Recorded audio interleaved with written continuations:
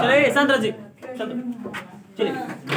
हाँ, तो हम बात कर रहे थे कि प्रेरकत्व के बारे में अगर क्वेश्चन हमसे पूछ ले बाय द वे, तो हम प्रेरकत्व में लिखेंगे क्या? प्रेरकत्व में आप लिख दीजिएगा कि जब किसी कुंडली से बद्ध चुंबकीय फ्लक्स में परिवर्तन होता है तो उस कुंडली में स्वतः से एक प्रेरित विद्युत वाहक बल उत्पन्न हो जाता है, जिसकी वजह से कुंडली में हमारी धारा बहने लगती है। इसी घटना को प्रेरकत्व कहते हैं। आई बात समझ में? ठीक है, आप इतना लिख देंगे तो वो बात सही रहेगा, कोई दिक्कत है नहीं उसमें।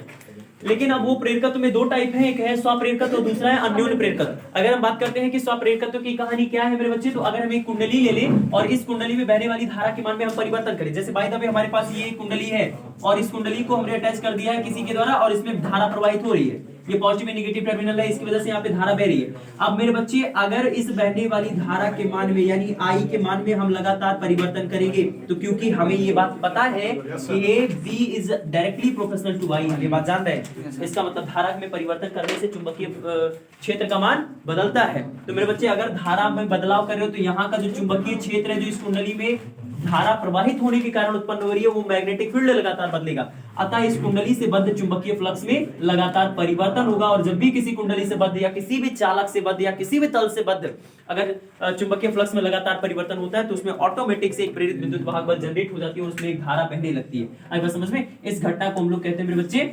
स्वप्रेरकत्व। इस घटना को क्या कहते हैं? स्वप्रेरकत्व। स्वप्रेरकत्व एक घटना है जबकि स्वप्रेरण गुणांक एक राशि है, इस बात पर ध्यान रखना आप लोग को। आई बात समझ में? उसके बाद है अन्योन्य प्रेरकत्व। अन्योन्य प्रेरकत्व की कहानी ये है कि अगर जैसे हमारे पास ये कुंडली है, इस कुंडली को हमने बैटरी के द्वारा कनेक्ट कर दिया, इसमें धारा का प्रवाह हो रहा है और इसमें बहने वाली धारा के मान में हम लगातार बदलाव कर रहे हैं, पॉजिटिव है निगेटिव है, इसमें आई एम्पीयर की धारा बह रही है, इस धारा के मान में हम लगातार छेड़खानी कर रहे हैं, लगातार उसको घटा रहे हैं बढ़ा रहे हैं और इसके ठीक सामने एक दूसरी कुंडली कुछ दूरी पर रखा हुआ है जिसमें हमने एक बल्ब लगा दिया सपोज दैट। तो अगर इस दूसरी कुंडली को हमने उसके सामने रखा और पहली कुंडली में बहने वाली धारा के मान में लगातार परिवर्तन करते हैं तो हम ये भी देखने को पाते हैं कि दूसरी कुंडली से बद्ध चुंबकीय फ्लक्स में लगातार परिवर्तन होता है जब तक आप धारा का मान बदलते हैं, अर्थात दूसरी कुंडली में भी प्रेरित विद्युत वाहक बल उत्पन्न हो जाता है और उसमें एक प्रेरित धारा बहने लगती है। इस घटना को हम लोग कहते हैं अन्योन्य प्रेरकत्व। आई बात समझ में? अन्योन्य प्रेरकत्व क्या समझ में आ गया मेरे बच्चों? हाँ भैया, प्रेरण प्रेरण अन्योन्य प्रेरण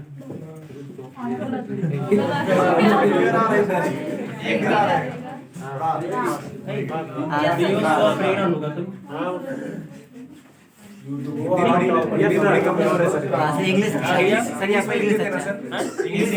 हिंदी कमजोर है, जानते हो हिंदी कमजोर है फिर भी तुम मजा लेते हो।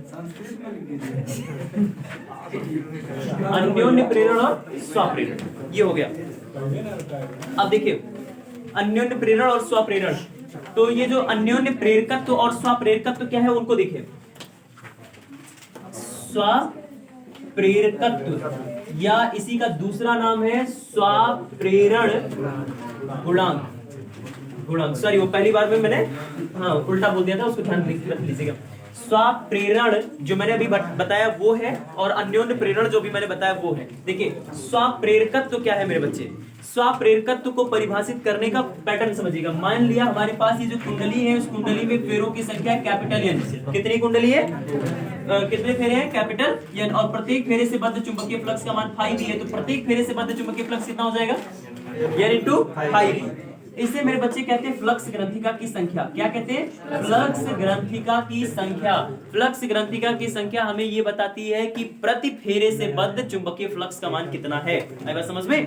अब देखिए मेरे बच्चे ये जो फ्लक्स ग्रंथिका की संख्या है एन इंटू फाई बी, ये इस कुंडली में बहने वाली इस धारा के अनुक्रमानुपाती होती है। अर्थात अगर हम इस रिलेशन को ब्रेक करेंगे तो एक कांस्टेंट आ जाएगा N phi B is equal to N into I. यहाँ जो यल देख रहे हैं मेरे बच्चे यही है स्वप्रेरकत्व या स्वप्रेरण गुणांक और यहाँ से डेफिनेशन बन जाएगा मेरे बच्चे L is equal to N phi B बटे आई। अब यहाँ से मेरे बच्चे ये क्या नाम है, हाँ वो एक कांस्टेंट होता है, यहाँ से इसका डेफिनेशन बन जाएगा कि कुंडली में एकांक धारा प्रवाहित करने पर कुंडली के फ्लक्स ग्रंथिका की संख्या को हम लोग स्वप्रेरण गुणांक अथवा स्वप्रेरकत्व कहते हैं। एक परिभाषा देने का पैटर्न ये है, अथवा दूसरा परिभाषा देने का पैटर्न बन सकता है आपका ये क्या नाम है, फैराडे से संबंधित जो नियम है उन नियमों से डेरिवेशन करके जब और आगे बढ़ते हैं तो वहां से एक डेफिनेशन निकल करके सामने चला जाता है, जिसमें हम लोग कहते हैं कि अगर कुंडली में धारा परिवर्तन की दर एकांक हो तो कुंडली में उत्पन्न प्रेरित विद्युत वाहक बल उसका स्वप्रेरण गुणांक कहलाता है। आई बात समझ में? ठीक।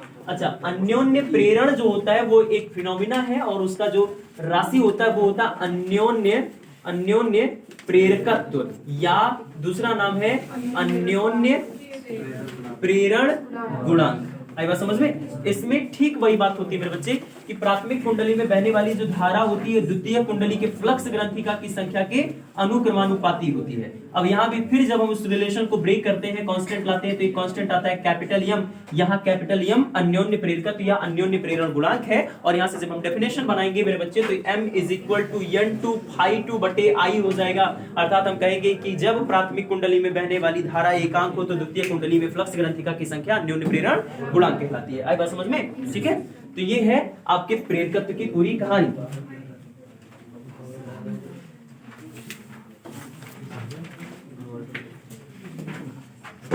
हो गया?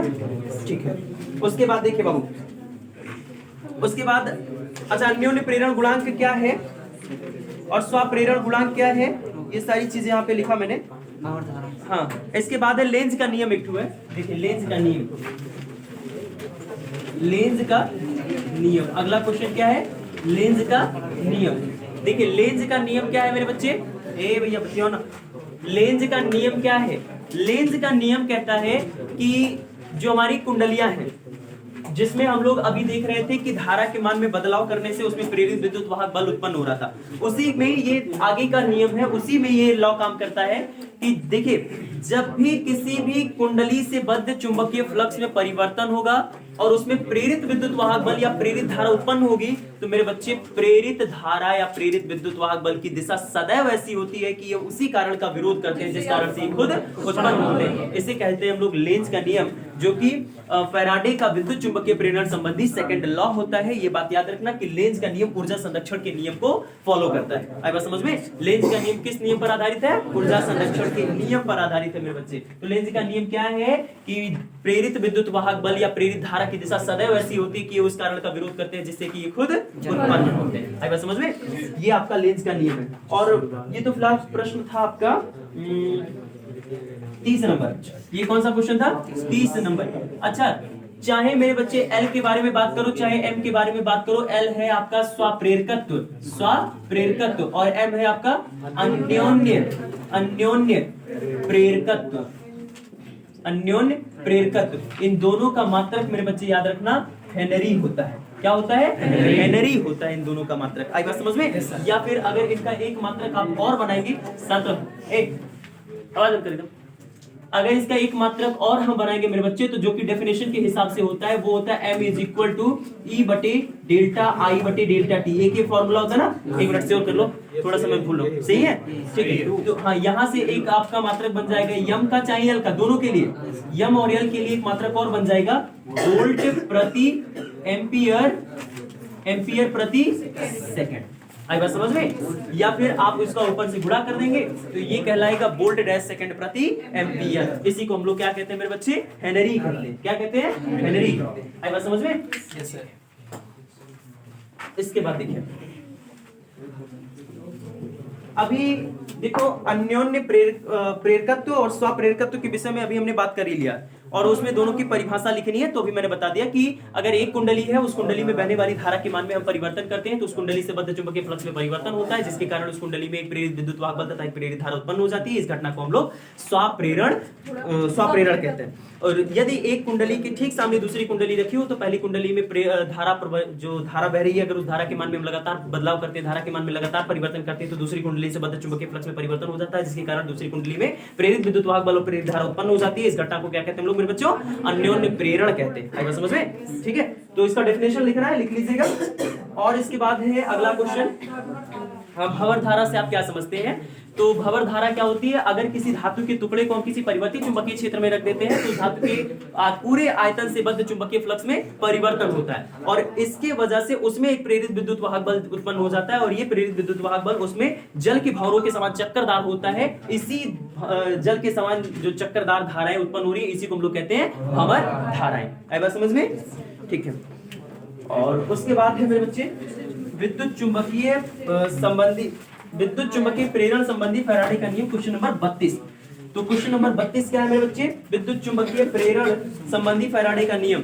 देखिए फैराडे ने एक गजब का फैक्ट बताया जिसको हम लोग कहते हैं फैराडे का नियम। देखिए फैराडे का नियम मेरे बच्चे, फैराडे के दो नियम, फैराडे के कितने नियम है? दो नियम। इनका पहला नियम न्यूमैन के नियम से जाना जाता है। इनका पहले नियम में क्या कहा गया है कि जब किसी कुंडली अथवा ताकत का हाँ है टोपी यार वो बतिया ही नहीं, वहां बैठा था, तू बतिया ही यार आते हैं। हाँ वो पढ़े ही भाई। हाँ ये सो ठीक बा, वो पढ़े ही बा, तू यहाँ आओ।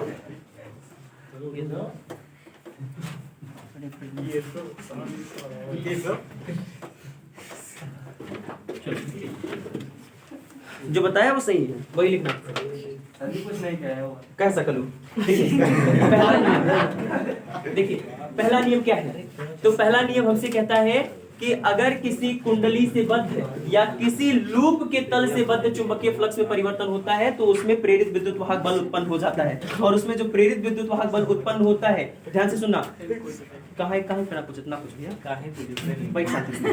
और इसमें जो प्रेरित विद्युत वाहक बल होता है स्मॉल ई, ये उस कुंडली या लूप के तल से बद्ध चुंबकीय फ्लक्स में परिवर्तन की ऋणात्मक दर के बराबर होता है, अर्थात E is equal to minus delta phi V बटे डेल्टा T। ये होता है फैराडे का पहला नियम। आई बात समझ में? फैराडे का पहला नियम क्या होता है मेरे बच्चे कि कुंडली में उत्पन्न प्रेरित विद्युत वाहक बल उस कुंडली से बद्ध चुंबकीय फ्लक्स में परिवर्तन की ऋणात्मक दर के बराबर होता है। ऋणात्मक दर का मतलब ये है मेरे बच्चे कि उस कुंडली से बद्ध कितने समय में कितने चुंबकीय फ्लक्स मान बढ़ गया या घट गया, इसी मान को, इसी दर को अगर तुम ऋणात्मक शो करोगे तो तुम्हारी उस कुंडली में जो विद्युत वाहक बल उत्पन्न होगा उसका तुमको मान मिल जाएगा मेरे बच्चे। यहाँ ऋणात्मक एक बहुत बड़ा इसमें मेरे बच्चे योगदान निभाता है, उसको समझिए। ये जो माइनस सिंबल आप देख रहे हैं एक्चुअल में ये परिमाण ऋणात्मक होने के पीछे का तर्क नहीं बता रहा है, ये बता रहा है कि ये जो विद्युत वाहक बल उत्पन्न हुआ है इसकी दिशा ऐसी है कि उसी कारण का विरोध करेगा जिससे खुद उत्पन्न हुआ है, ये उसी विरोध को शो कर रहा है। क्योंकि देखिए ध्यान से समझिएगा मेरे बच्चे, इस कुंडली में प्रेरित विद्युत वाहक बल उत्पन्न क्यों हुआ है? क्योंकि चुंबकीय फ्लक्स में परिवर्तन हुआ है। अगर कुंडली से बद्ध चुंबकीय फ्लक्स में परिवर्तन ना होता इसमें कुछ नहीं होता, उसी का माइनस सिंबल विरोध बता रहा है। आई बात समझ में? और इसका जो दूसरा नियम है, इसका जो दूसरा नियम मेरे बच्चे, इसी को कहा जाता है ये न्यूमैन का नियम। क्या कहा जाता है मेरे बच्चे? न्यूमैन का नियम। जो दूसरा नियम है वो दूसरा नियम क्या है? ध्यान से समझिएगा। दूसरे नियम में यही लेंज के नियम की पुष्टि की गई है कि जो यहाँ प्रेरित विद्युत वाहक बल आप देख रहे हो या यहाँ जो प्रेरित धारा आ रही है इसकी दिशा सदैव ऐसी होती है कि उसी कारण का विरोध करेंगे जिस कारण से ये खुद उत्पन्न हुए। आई बात समझ में? तो ये है फैराडे का विद्युत चुंबकीय प्रेरण संबंधी नियम। आई बात समझ में?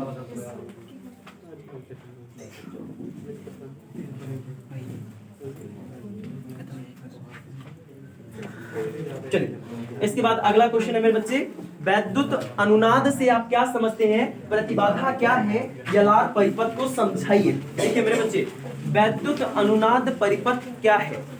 वैद्युत अनुनाद से आप क्या समझते हैं? देखिए किसी भी परिपथ में जिसमें कुल प्रतिरोध निरस्त हो जाते हैं वैद्युत अनुनाद कहलाता है। आई बात समझ में? आप जब आपसे अगर क्वेश्चन ऐसा पूछ ले कि वैद्युत अनुनाद से आप क्या समझते हैं तो आप सीधा ये लिखेगा कि किसी परिपथ में जिसमें कुल प्रतिबाधा निरस्त हो जाती है उसे हम लोग कहते हैं वैद्युत अनुनाद। आई बात समझ में? अगर किसी सर्किट के हिसाब से पूछ लिया कि वैद्युत अनुनाद क्या है, जो कि दो सर्किट में पाया जाएगा, एक एलसी सर्किट में पाया जाएगा, एक एलसीआर सर्किट में पाया जाएगा। आई बात समझ में? ठीक है, तो ये जो दो सर्किट में पाए जाएंगे उसके हिसाब से रेजोनेंस मैंने बता रखा है, अनुनाद मैंने बता रखा है कि जब परिपथ में एक्सएल का मान एक्ससी के बराबर हो जाता है, इसका मतलब प्रेरण प्रतिघात भारतीय प्रतिघात के जब बराबर हो जाता है, तो ऐसी परिस्थिति में हमारी धारा का कुल जो प्रतिरोध होता है कुल मान शून्य हो जाता है और प्रतिरोध की कुल मान शून्य होने की वजह से धारा का आयाम बढ़कर के अनंत हो जाता है। इसी स्थिति को हम लोग कहते हैं अनुनाद। आई बात समझ में? तो आप ऐसे भी लिखेंगे तो उसमें दिक्कत वाली बात नहीं।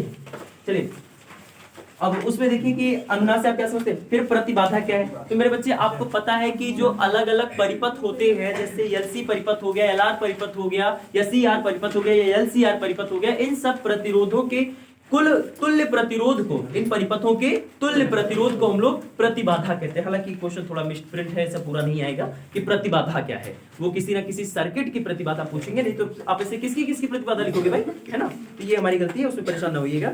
अब इसमें कहा है एलआर परिपथ को समझाइए। देखिए एलआर परिपथ, क्वेश्चन नंबर है ये 33, क्या था प्रश्न में बच्चे, 33 है। देखिए एलआर परिपथ क्या है, एलआर परिपथ समझिए।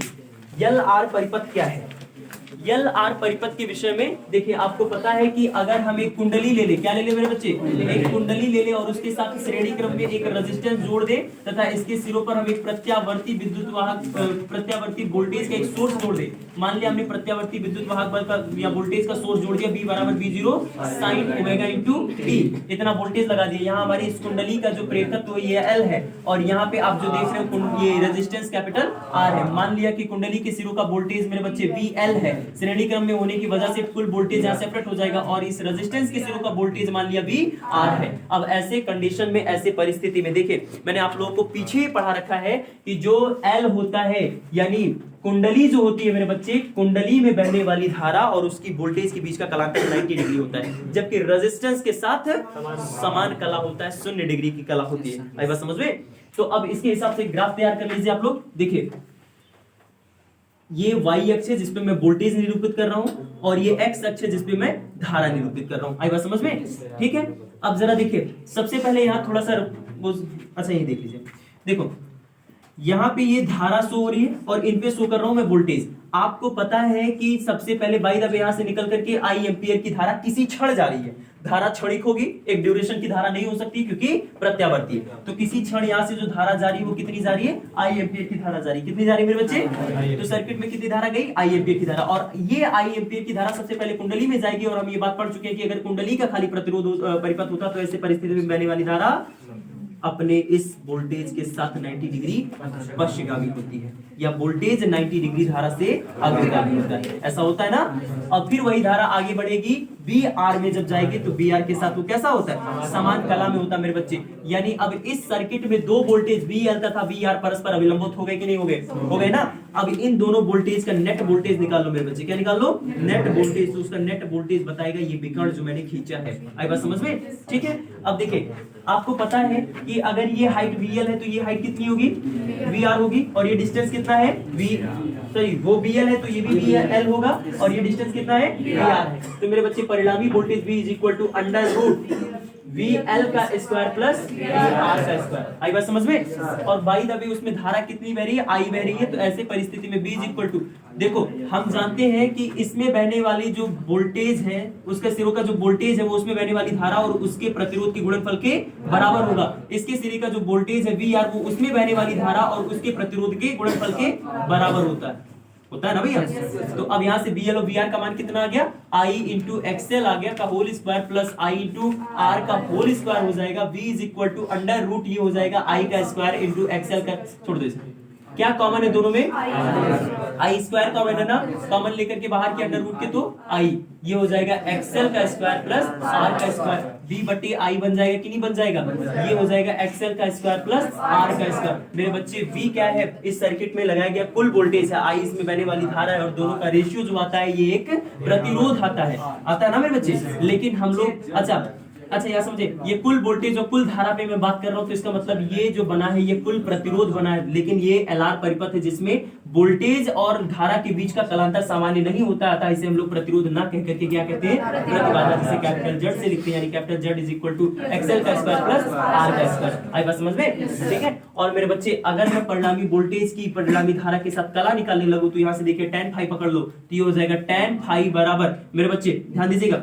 tan फाई बराबर tan थीटा बराबर इस फाई के लिए अभिलंब हो गया, ये कर्ण हो गया, हो जाएगा। तो ये इसके लिए होता है आधार बटे कर्ण, नहीं सॉरी क्या होता है, आधार बटे अभिलंब, लंब बटे आधार, तो इसका अभिलंब हो जाएगा ये VL, कितना हो जाएगा, आधार कितना हो गया BR, तो ये हो जाएगा tan phi is equal to VL की जगह पे ये डाटा रख दीजिए IXL बटे IR हो जाएगा, I से I कैंसिल हो जाएगा, tan phi is equal to XL बटा R, ये हो जाएगा आपका कला निकालने का फॉर्मूला यलास सर्किट के लिए। आएगा समझ में, ठीक है। उसके बाद अगला क्वेश्चन क्या है बच्चों, हाँ कहाँ बैठे हैं,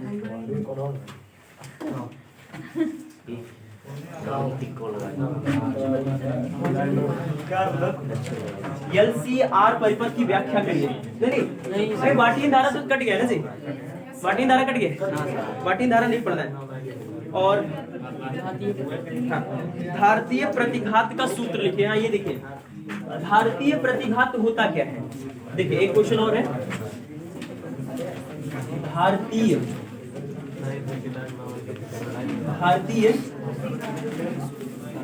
प्रतिघात होता क्या है।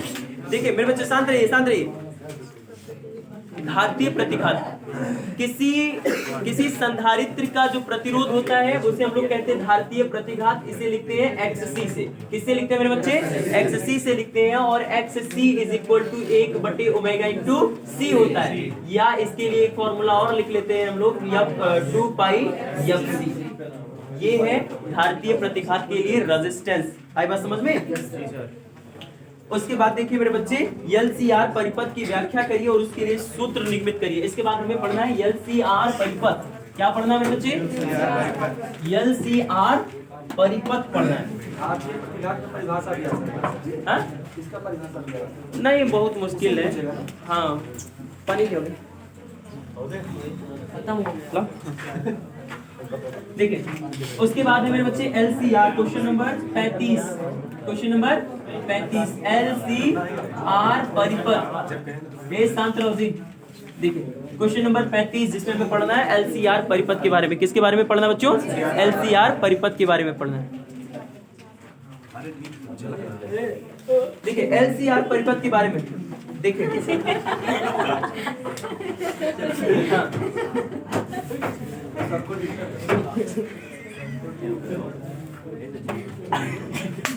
सर जी वेटर कॉफी दे रहा सर्दी करते बेटर हो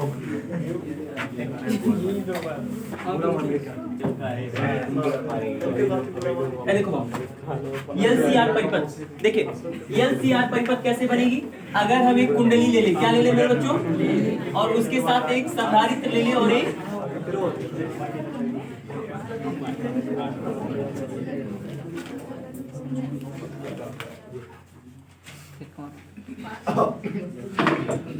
देखो मान लिया मेरे बच्चे कि कुंडली का प्रेरकत्व L है, इस संधारित्र की धारिता C है और ये रेजिस्टेंस R है, तथा ये जो कुंडली है इसके सिरे का वोल्टेज हो गया VL और इसके सिरों के बीच का वोल्टेज हो गया VC और इसके सिरों के बीच का वोल्टेज हो गया VR। आई बात समझ में मेरे बच्चे। और मैंने तीनों के सिरों पे V बराबर V0 sin omega into T का प्रत्यावर्ती वोल्टेज सोर्स लगा दिया है। आई बात समझ में। तो मेरे बच्चे बहेगी इसकी वजह से इसमें धारा, मान लिया किसी क्षण इसमें धारा बह रही है स्मॉल आई की, कितनी धारा बह रही है मेरे बच्चे, स्मॉल आई एम्पियर की धारा बह रही है। हम ये बात जानते हैं कि जो धारा होती है ये इन सभी वोल्टेज के साथ अलग अलग कलाओं में होती है मेरे बच्चे। मैंने एक्स अक्ष पर धारा को रिप्रेजेंट कर दिया है और ये है मेरा वाई अक्ष। क्या है मेरे बच्चे, वाई अक्ष। वाई अक्ष पर मैं वोल्टेज को शो कर रहा हूं, देखिएगा ध्यान से समझिएगा। इस पर मैंने वोल्टेज ले लिया VL और इस पर मैंने वोल्टेज ले लिया VC। अब सर जी आपको पहले से पता तो आपने ले लिया, नहीं मेरे बच्चे आपको मैंने बताया था कि जो बाई द वे इसमें धारा बह रही है I, तो I वाली धारा सबसे पहले कुंडली में जाएगी। कुंडली के सिरे के बीच का वोल्टेज VL है और कुंडली में बहने वाली धारा तथा कुंडली के सिरे के बीच का वोल्टेज परस्पर 90 डिग्री के कालांतर पर होते हैं। आई बात समझ में। तो देखो कुंडली के सिरे का बीच का वोल्टेज जो है वो धारा से कला में 90 डिग्री अग्रगामी है। फिर वही धारा जाती है संधारित्र में, संधारित्र के सिरों के बीच का वोल्टेज जो होता है वो धारा के साथ 90 डिग्री पश्चिमांश होती है, जबकि फिर वही धारा जाएगी आर के साथ, तो वो आर के साथ समान कला में होती है। अब देखिए VR और मैंने I को एक लाइन पे शो कर रखा, मतलब दोनों के बीच का जो एंगल है वो 0 डिग्री का है। बस समझ में, मतलब समान कला में है वो मेरे बच्चे। अब इसके बाद देखिए आगे, आपको दो वोल्टेज दिख रहे हैं VL और VC, दोनों की डायरेक्शन ठीक विपरीत है, तो इनका नेट मान आएगा मेरे बच्चे VL डिफरेंस VC। मैं VL डिफरेंस VC ही क्यों निकाल रहा हूं, VL माइनस VC क्यों नहीं कर रहा हूं मेरे बच्चे, क्योंकि जो विभवों का अंतर आता है, आपको पता है कि विभवों का अंतर निकाला जाता है और अंतर हमेशा धनात्मक आएगा मेरे बच्चे, इसी वजह से इसको VL डिफरेंस VC मैंने y अक्ष में पॉजिटिवली शो कर रखा है। आई बात समझ में? अब कितना वोल्टेज बचा, एक बचा VL डिफरेंस VC और दूसरा बचा है VR, और VL डिफरेंस VC और VR परस्पर कैसे है, अभिलंबवत है, तो इसका मतलब एक परिणामी वोल्टेज आपको ये विकर्ण देगा V।